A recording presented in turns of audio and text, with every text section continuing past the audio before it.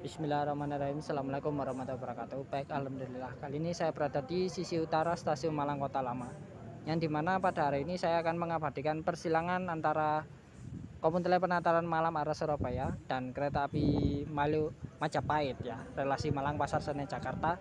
Yang dimana kedua kereta api ini bersilang sesuai KPK tahun 2023. Nah, uniknya pada malam hari ini yaitu kereta api Majapahit ya, ini tidak membawa gerbong kargo, dan kereta api komuter lain pengantaran ini ditarik lokomotif WNB atau Wet and Blue di Pondok Sitotopo Surabaya ya, dan membawa dua gerbong eksekutif luar dinas, yang dimana nanti rangkaian gerbong luar dinas ini akan dicopot di stasiun Malang.